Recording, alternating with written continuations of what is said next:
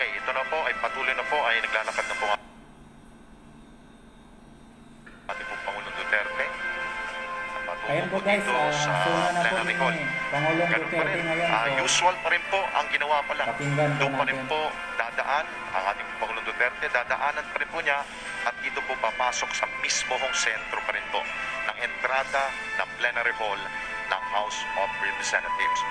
At eventually po ay i-call to order na po ng dalawang kapulungan po ng Kongreso sa pamagitan po ni Senate President Tito Soto at the same time ang House Speaker po ng lower house, Lord Alan Velasco.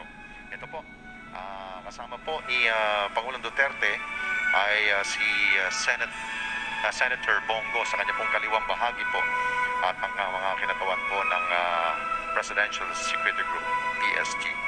Ito, on the way na po, malapit na po, konting antay na lamang po.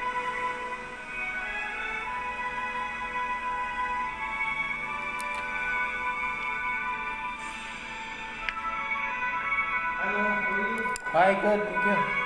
Nothing. Yeah. So, which is Still office 2. office 2 only? Any other? You have key? It's open. What is how much the No idea. Please call.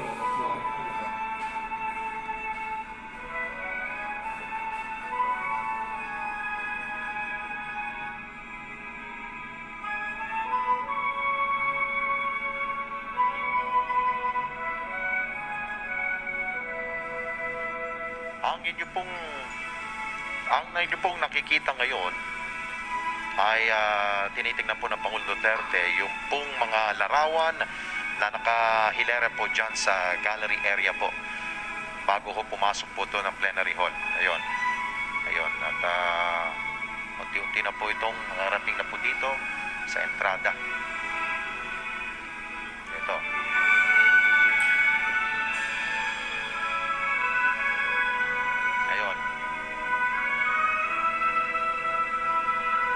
Larawan po ng mga dati po mga House Speakers ng House of Representatives.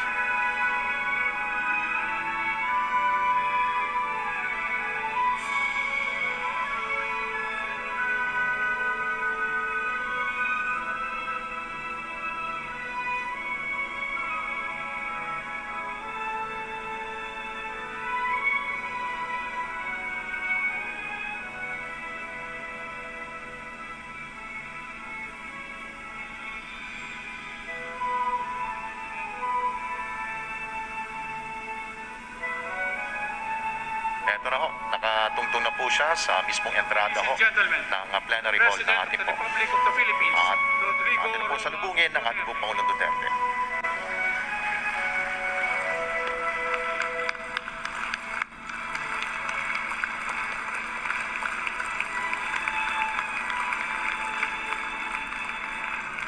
Ayan na si President.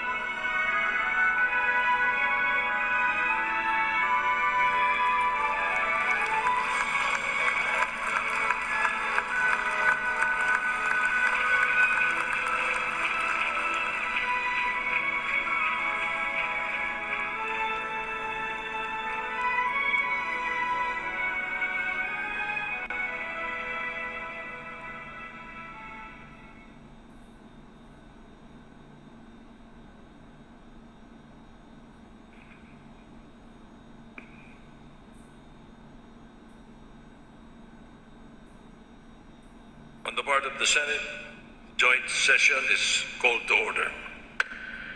On the part of the House of Representatives, the joint session is hereby called to order. Please rise for the singing of the Philippine National Anthem. be led by Miss Morissette Amon and accompanied by the Philippine Philharmonic Orchestra.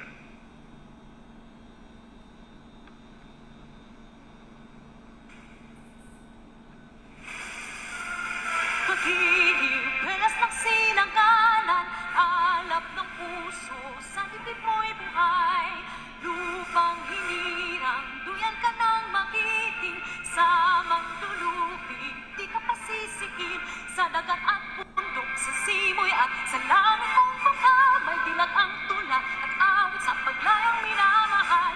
Ang kisap ng watawat mo'y tagumpay na nagdidingding, ang bituin at araw niya kailan ang may di magdidinig. Lupa ng araw ng walhating pagsinta, buhay langit sa piling mo. Aming ligaya ng aknay ng api, ang mamatay ng dahil sa'yo.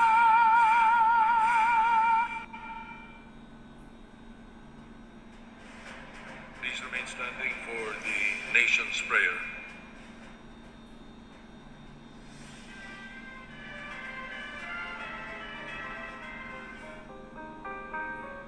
Ama naming makapangyarihan sa lahat, narito po kami upang magpasalamat sa lahat ng biyayang binibigay mo po sa aming mayaman na kalikasan, mga kakayahan at tibay ng loob. Maraming salamat po. Basbasan mo po at gabayan ang aming mahal na inang bayan at ang aming mga leader na pangalagaan ang aming kinabukasan bilang susunod na henerasyon ng aming mahal na Pilipinas. Gabayan mo po kami sa harap ng pandemya at protektahan mo po kami. Ipakita mo po sa amin ang tamang daan upang malagpasan namin ito. At lahat ng mga darating pang sakuna, kalamidad o anumang hamon. Lahat ng ito ay tinatanggap namin bilang pagsubok lamang upang lalo kaming sumampalataya sa iyo. Naway matamo namin ang ganap na pagkakaisa bilang isang bayan.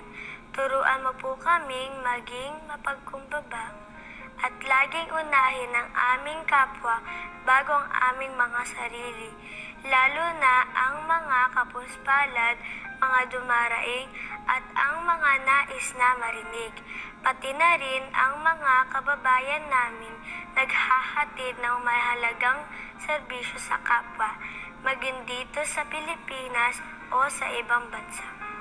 Patatagin mo po sana kami bilang tao at bilang isang bayan na laging nananalig at naniniwalang hindi mo po kami pababayaan kailanman. Salamat, Panginoon, sa lahat ng iyong blessing sa amin. Ito po ang aming dasal. Amen.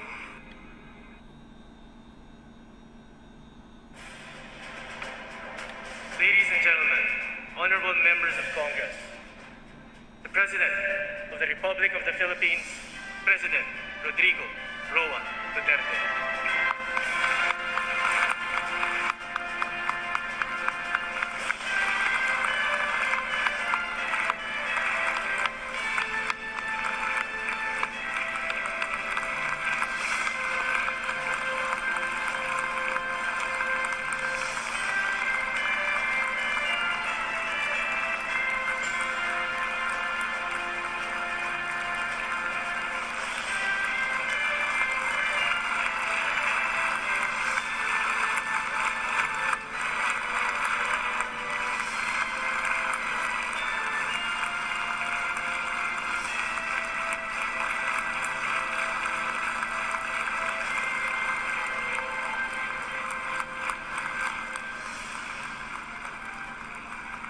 Kindly sit down.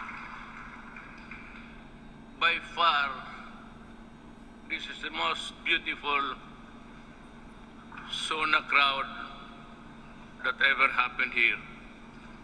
So many Ayun, pakinggan po beautiful natin ang faces. huling suna ng ating Pangulo. And you only have to guess when you see the full face of the person. Senate President Vicente Soto III and the honorable members of the Senate, House Speaker Lord Alan J. Velasco, and the honorable members of the House of Representatives, Vice President Maria Leonor Robredo, former Presidents Fidel V. Ramos, Give me your boss number. Gloria Before you got right, which the name? Russia Joseph or- Ejercito Estrada, Indian. the Chief Justice Alexander Gismondo, What is his name? and Ramesh? the Justices of the Ramesh? Supreme Court, Lady? Executive Secretary Lady or Salvador gents? Medialdia, Male. Indian. and the members of the Cabinet, Ah, Jit. Dean of the Jit. Diplomatic Corps, Yeah, Jit. His Excellency Archbishop I will give Charles you the... John Brown, and the Why long distinguished time? members The of already the tenant is there on the... Diplomatic Corps, my fellow government workers, and of course, I think so, dear. to my Submit. Correct. lovely wife, Anilet, mga mahal kong kababayan,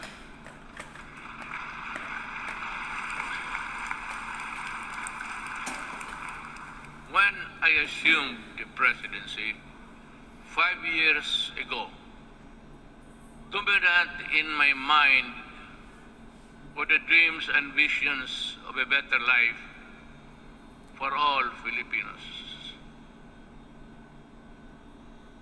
I saw them as reachable Office number 2. Yes. through the institution of reforms Indigo and Central radical 8. changes Indigo.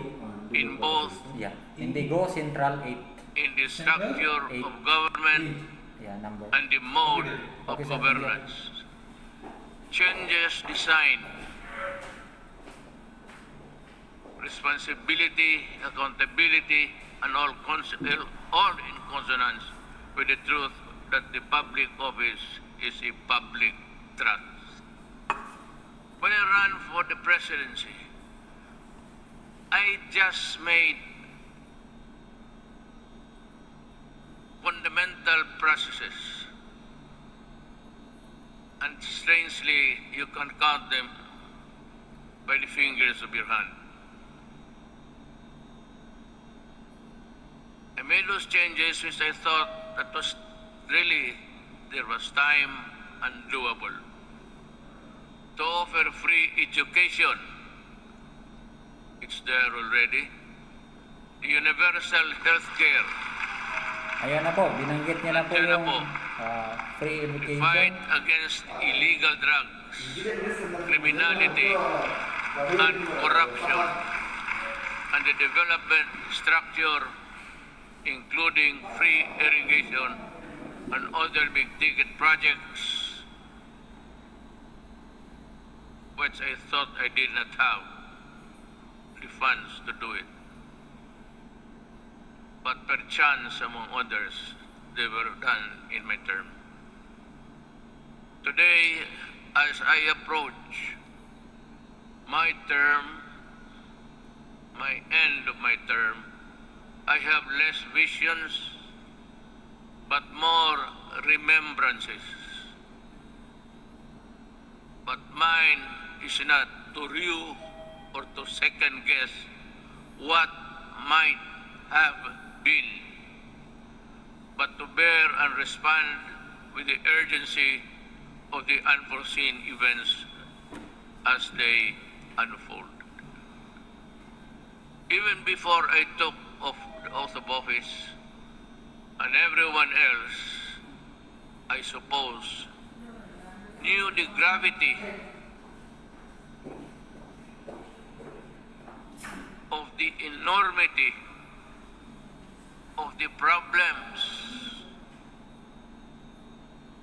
that the country was facing. And precisely because of that awareness, I was driven to hasten implementation of changes which I believe the country needed, keeping in mind that the Constitution afforded me only 6 years to make those changes happen. making a difference within the constitutional time frame is what I was up against. But no one gets by legally without warming to the needle's eye of the constitutional imperatives. That is why I cajoled, I shielded, I pushed, and I tangled with men of wealth and influence who were oblivious to the angst and pleas of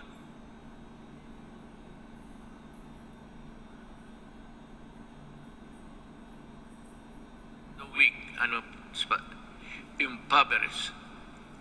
And for that, I was pilloried to no end.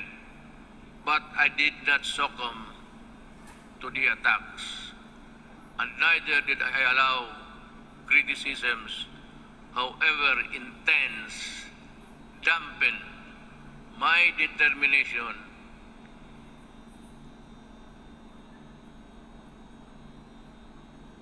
and initiatives, because my purpose was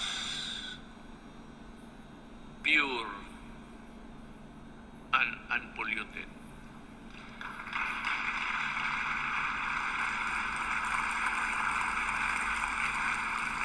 While we were busy instituting reforms, the twin ogres of illegal drugs and corruption laid low for a while, only to resurface as still with us and make no mistake about it. Corruption is but another term of stealing people's money, dashing in its wake a nation's goals and aspirations. Due to the brilliant programs and excellent work of our economic managers and the extraordinary cooperation between the executive and legislative branches of government, our economy, with investor confidence, was poised to leapfrog from the company into the company of the world's fastest growing economies until COVID-19 pandemic stalled everything. Be that as it may, allow me this opportunity to extend my personal and the nation's gratitude to all those who selflessly gave their all in the fight against COVID-19, our health workers and other frontliners who risked their own safety.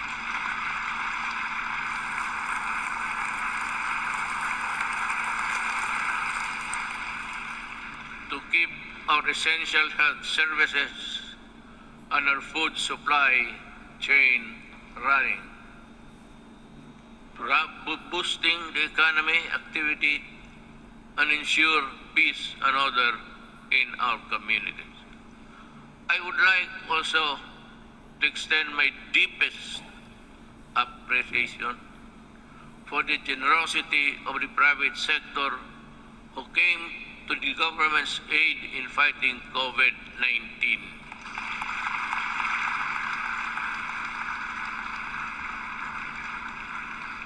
I am profoundly thankful for your sustained assistance to fellow Filipino.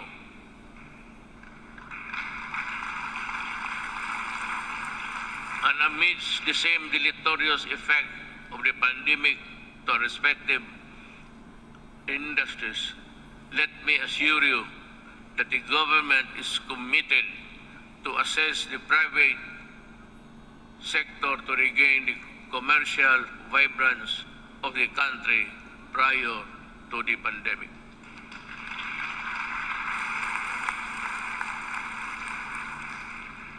to our local executives, this pandemic pushed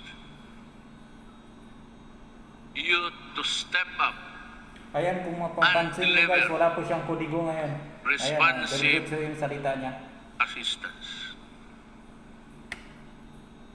Alam niya I'm na glad yung sasabihin niya to have seen you undertake new and heightened responsibility, achievement. working doubly hard to protect your constituents. To the international development partners who extended a helping hand amidst the global health emergency, the Philippines remembers your kindness and goodwill with sincere gratitude.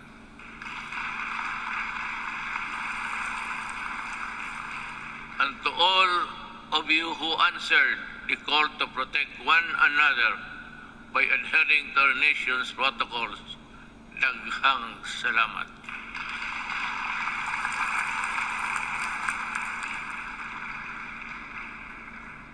But then, let me ask,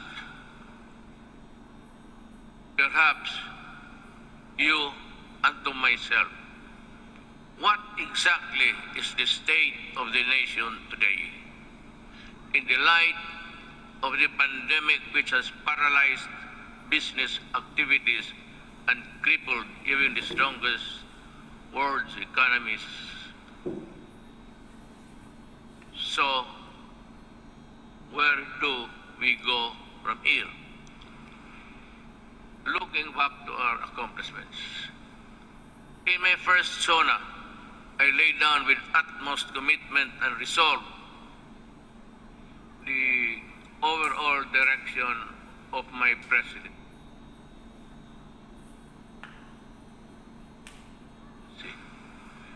A comfortable life for all Filipinos anchored on a people-centered approach to development and governance. If I remember correctly,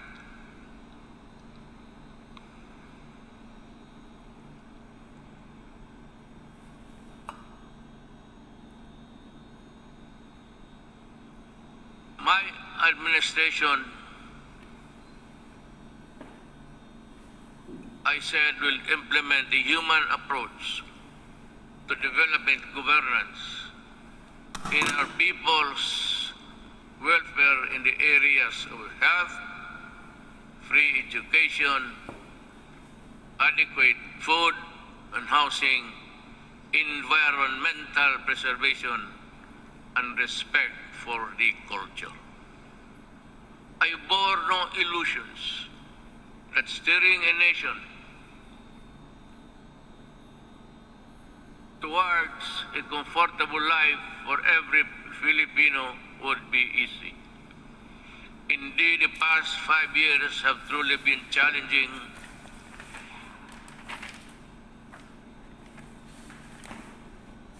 and humbling.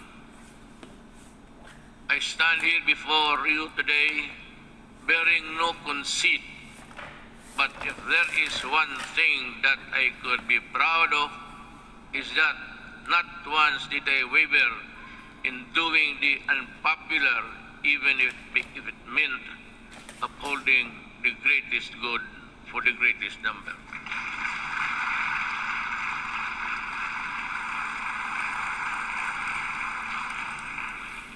Before I took office, our country was beset with communist insurgency scattered across the nation.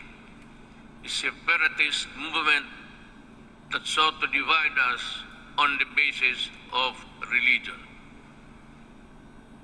and religion's deficiencies, and the proliferation of illegal drugs and criminality. Our armed forces were ill-equipped to deal with internal and external threats, while the police force had been overwhelmed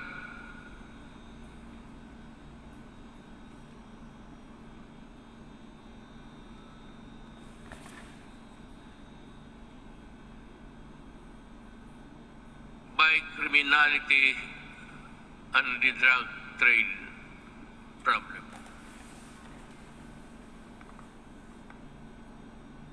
This is why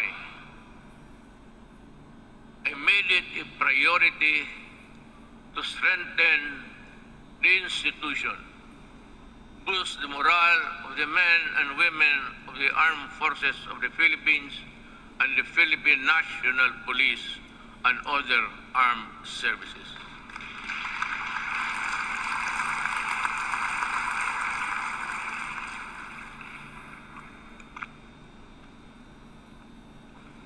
Again,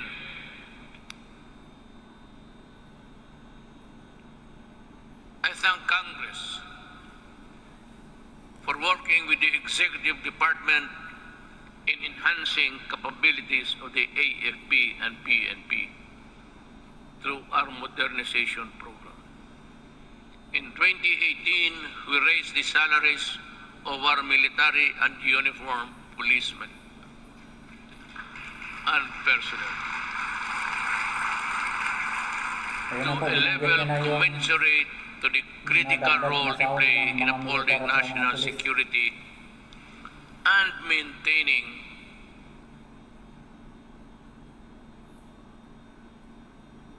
order. I am asking Congress to pass a unified system of separation, retirement, and pension of military and uniformed personnel to maintain government fiscal flexibility and provide adequate benefits and remuneration to our men and women in uniform. This shall apply only to the new entrants of the military and civil. Hindi ho lahat. It cannot be that we have to pay so many, even the salaries of the retired. They get a chunk of the big budget.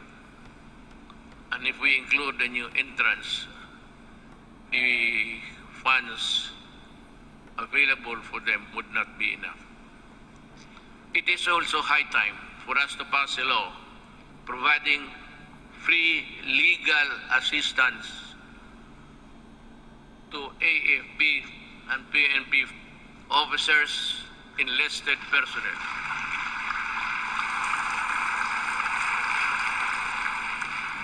To help them from charges arising from incidents related to the performance of official duty.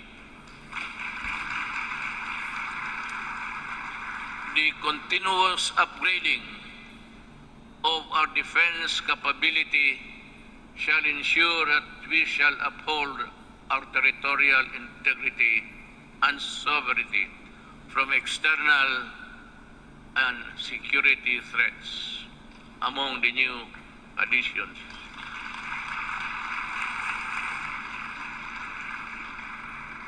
We welcome the country's two missile-capable warships to enable us to protect our seas by providing them with necessary equipment, by enhancing their professional capabilities and looking after the families of the soldiers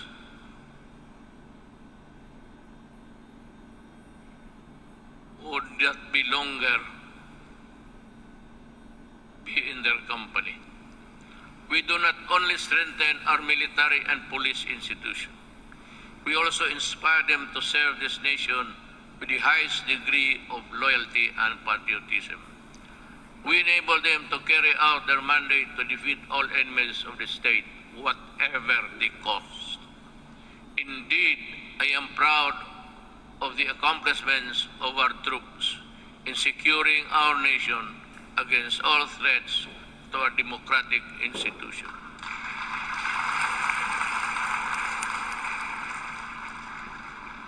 But peace must be realized.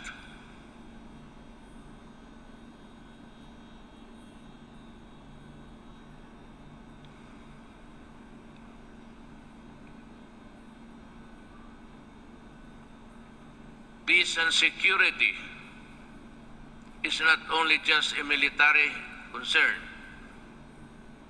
That is why we deviated from the traditional purely military approach in dealing with matters of national security. With the creation of the National Task Force to End Communist Armed Conflict, or NTF-ELCA, we have made great strides in addressing the root causes of this conflict by empowering our kababayans who have been used by the communists for many decades. In our continuing effort to build state of safe and conflict-resilient barangays, we have worked towards the sustainable rehabilitation and development of communities where the communists used to operate. Through the NTF-ELCA, we invested in farm-to-market roads, school buildings, water and sanitation, health stations, and livelihood. Alam mo, kasali na tayo dito lahat. Always, every law or every regulation must pass Congress, of course, to the President. But sometimes, in our,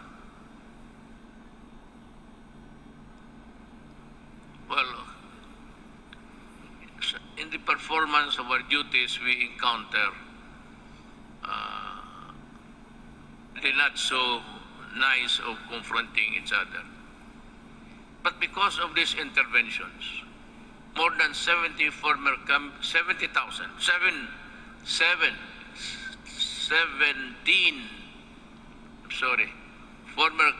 rebels have surrendered to government. They have returned to the folds of the law and are happily reintegrating programs or the local eclipse.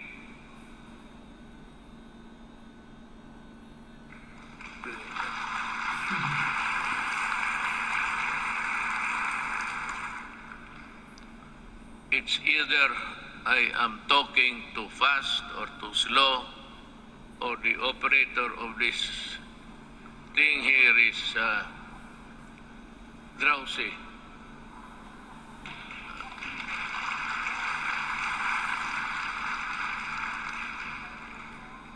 Maybe because I had so many ad-libs along the way. Marami akong akin lang. Kaya yung nahinto ako when I stop and I process something in the gray matter between my ears. Hindi humahabol o hindi alam ng operator. Hindi bale, ma'am. Mahal pa rin kita.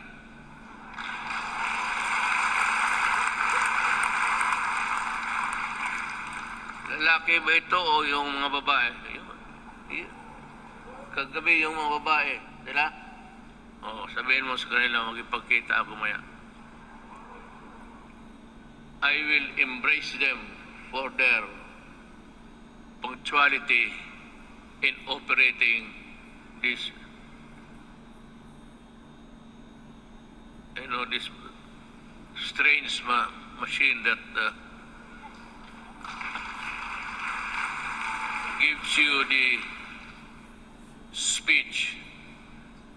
With the support of our local government units, I am confident that support for the communist movement will continue to erode in the next few months. Unlike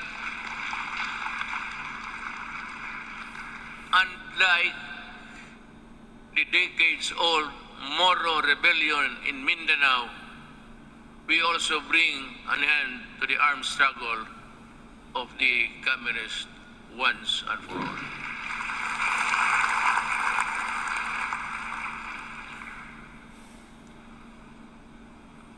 totoo lang itong komunista, college pa ako. Hanggang ngayon, ang mga sige pa rin. So, speech mo lang ito, kunwari lang, pero ang totoo, there's a lot of fighting going on in the countryside. But I'd like to credit the police and the military for destroying so many communist fronts. I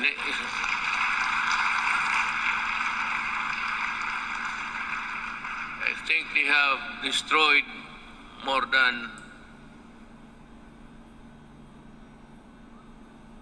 15 apparatus or the fronts of the Communist Party of the Philippines. Alam mo, mag-istorya muna tayo sa taxation. I'd like to be frank with you. Everybody, as everybody in this country, are paying taxes to the communists. The Communist Party earns billions, but pass on a little to their fighting men who die for an ideology that is so rotten and corrupt. They themselves are pocketing the money, and their children are studying in Europe and in other places, which I think none of you here can finance such journey. Yan ang masakit dito. They collect taxes, support season in Netherlands, and they do nothing but bad-mouth government and mouth, war, dogmas, and everything. Hindi na sila nagapagod. It's about 53 years in the making. And until today, the poor people are dying. The cadres, and most of them belonging to the indigenous tribes of our country, are fighting a losing battle between the communists and the government. They waste lives, they enlist children, and they are proud of it, but they deny it. But when you go to the mountain, such as I and Senator go many times, even during the elections, they were there with so many arms that I think somebody, an idiot here in the Philippines, supplied the firearms.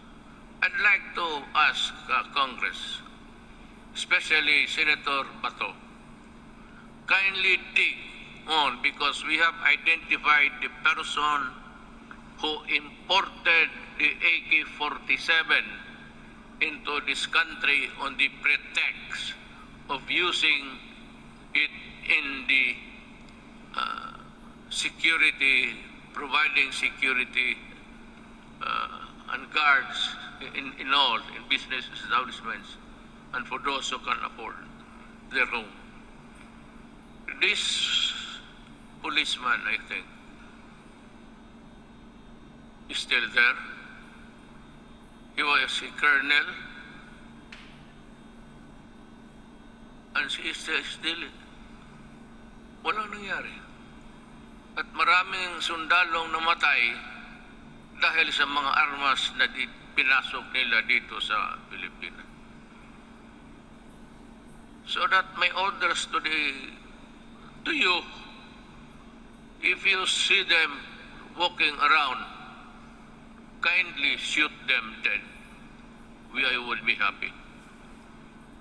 Anyway, you're already charged in the ICC together with me. So what is the problem of adding another one? Another idiot Filipino who has caused great damage to our country. Yan ho ang totoo dyan. At itong mga pulis, but let me go back in time. When I first said I will fight drugs in 6 months, I thought it was like in Davao. You can either coerce, intimidate, or bribe them. Or give them money. I said, lumabas kayo ng Davao, doon kayo magkalat sa Luzon at sa ibang lugar. Huwag dito sa Davao. Naniniwala naman ang mga ulol at we were able to attain a sense of normalcy in the city.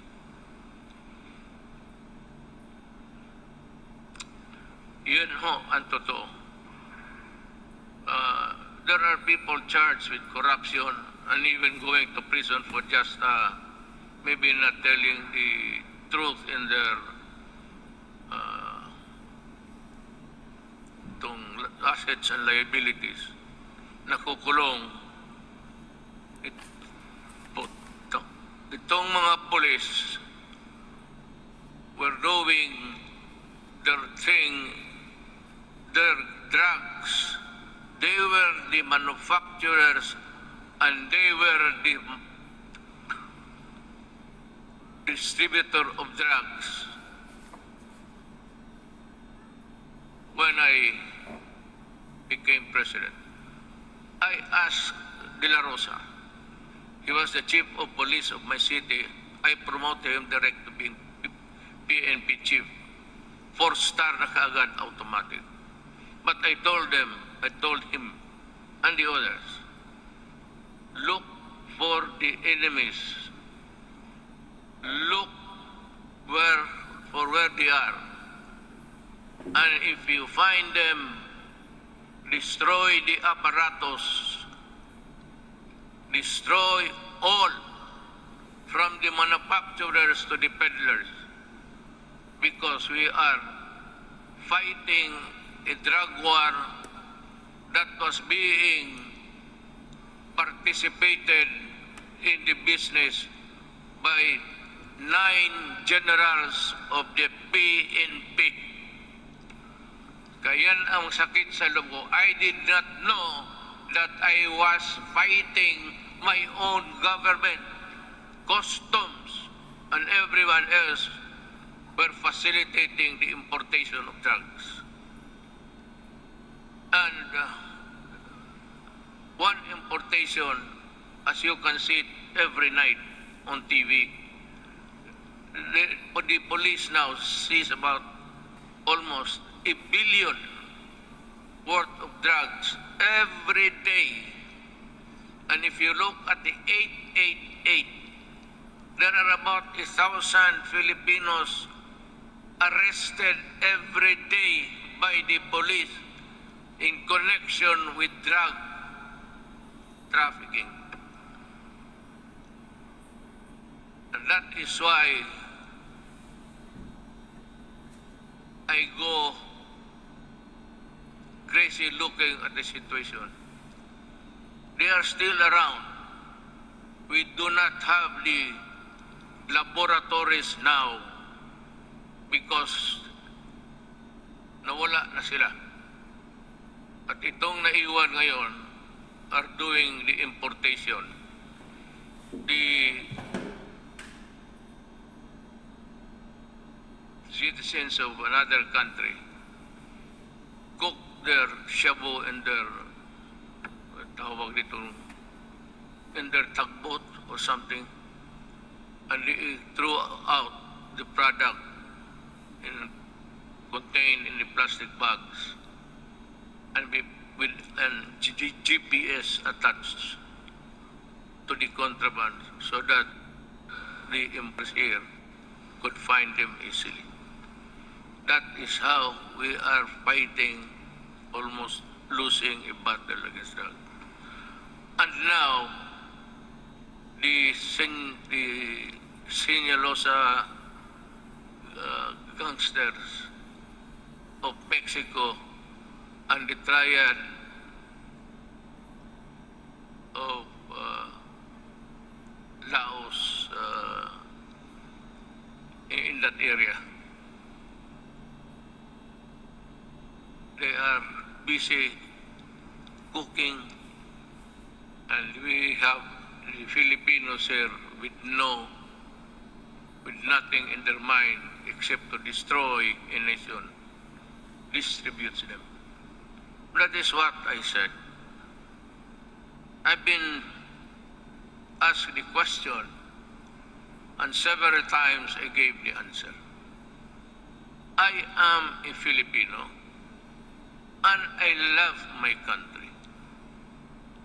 I do not want my country in disarray because of drugs. I do not want families break up and become dysfunctional. Yun ang masakit sa akin. If you want to destroy a family, look for a way of the member or a resident of that family home. Biglang mo na droga. Pag nandyan na yung droga at they are hooked, and that is the end. Sometimes families are separated because of drugs, becomes dysfunctional, at yung mga masawa magpunta doon sa abroad, ika nga, to look for jobs. And you know, in the Middle East, I am not attributing it to any particular country, but there are tribes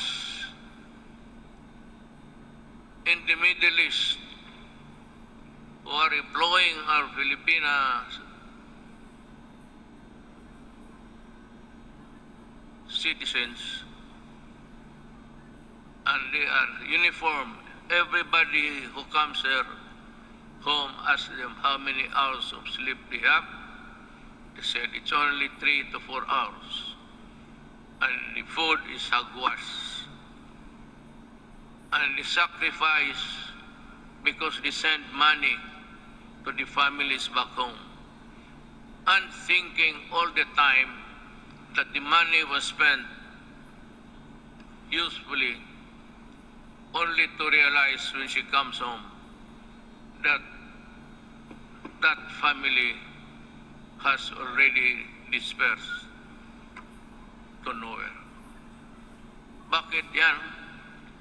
Because itong mga durugista sa baba, itong peddlers, itong basurero, tawag, it's a street lingo. They look for families na may mga nanay, tatay nagtrabaho, ang tatay or nanay nagtatrabaho sa abroad. And to think na iniiwan nila ang mga anak nila kung saan-saan na lang to their neighbors at a tender age of 3 to 4, 5. It breaks your heart. Iiwan lang nila sa kapitbahay kung walang mga relatives. And then,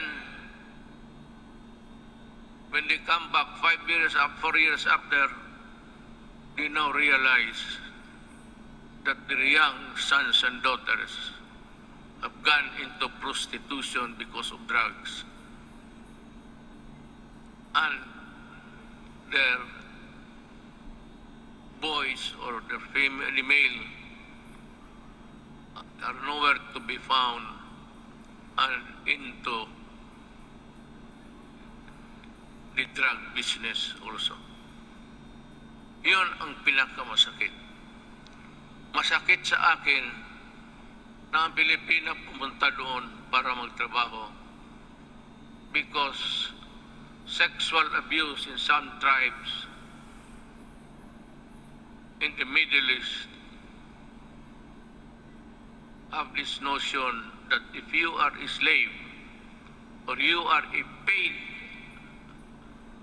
person working for them, sexual abuse becomes part of the territory. Kaya dyan ako pumuputok at nakakita ko yung mga pamilya na sira.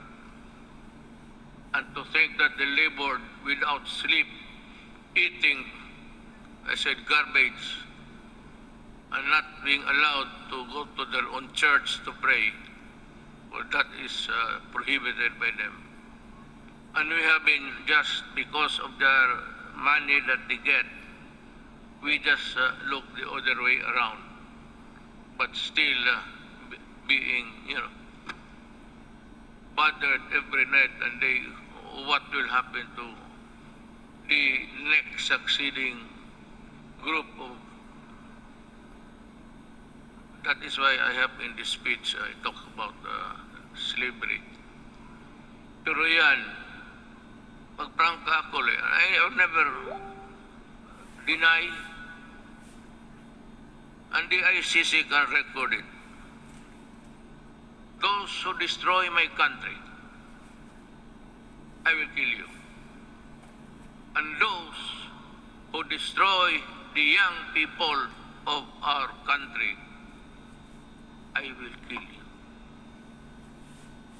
Talagang nangyayari ito because I love my country. You can do it the legal way, but it would take you months and years. And you know what? The statistics I just learned the other night, that plenty of those who are in the middle class have been released from prison despite the fact that they are charged of trafficking which is non-bailable, and most of them are out. Babae pati lalaki ang kaso. And that is why I said, I toyed with the idea. I said, if there is still space, with due respect to Senate President, he is a good man. He can become a good Vice President. He is holy. Ngayon, hindi na siya nahuhuli. Noon, huling-huli siya. But with due respect to Senator Soto, who's also running for the Vice Presidency, he is a capable man, a good man, and a Filipino.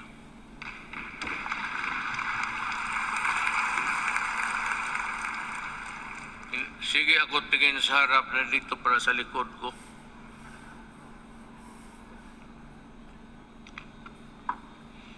You know, you are old. I've been in politics, mayor for 23 years.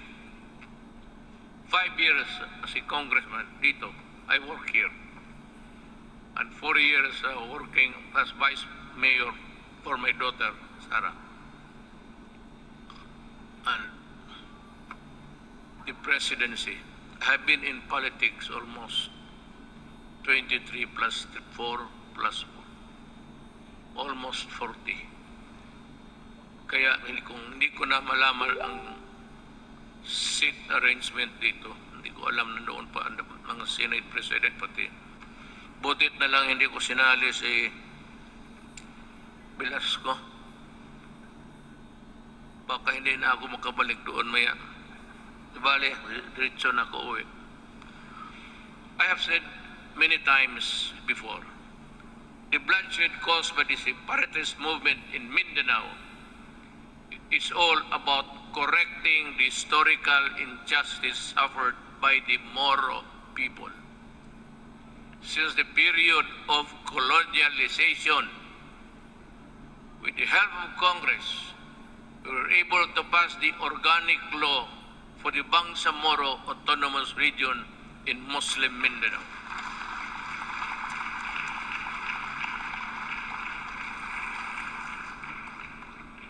Finally fulfilling a promise that was decades in the making. Our victory in Marawi is also a testament to how the Filipinos' patriotism is far stronger than any extremist group. As I have said before many times, there is no room for lawlessness in this country. Sir.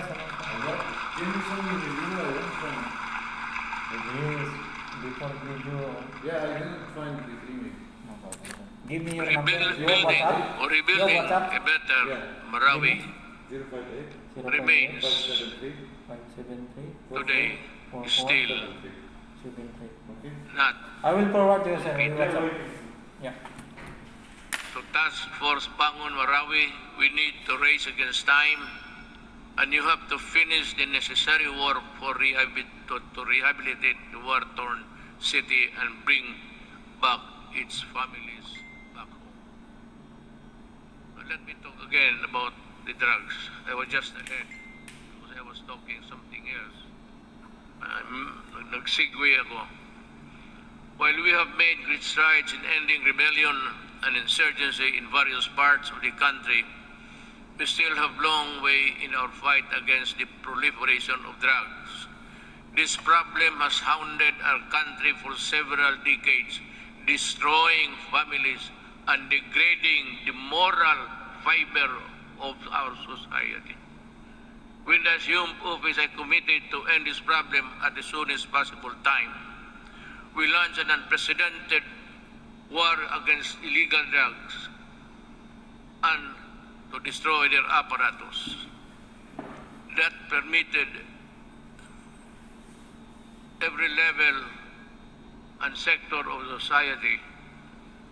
We wage war on the manufacturers, the financiers, the suppliers, the peddlers, and the entire syndicates, and more importantly, their protectors in government.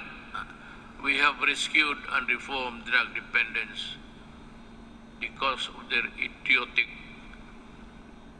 sense of decency. While interventions and building facilities not only for the rehabilitation but also to prepare them to reintegrate into society. Our unyielding campaign led to the surrender of millions of drug dependents and neutralization, capture and prosecution of thousands of drug personalities. The dismantling of illegal drugs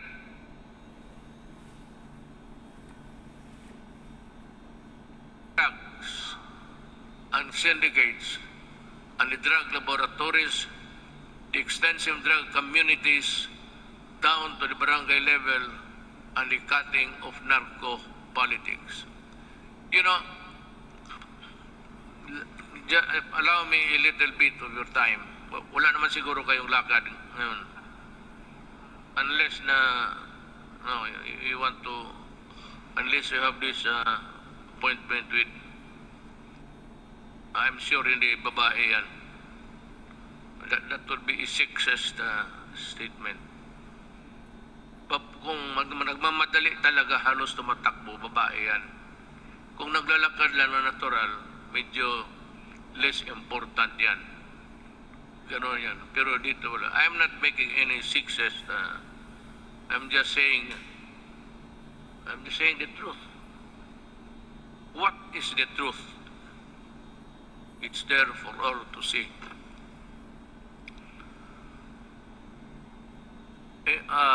Let me talk about our quest for infrastructure development.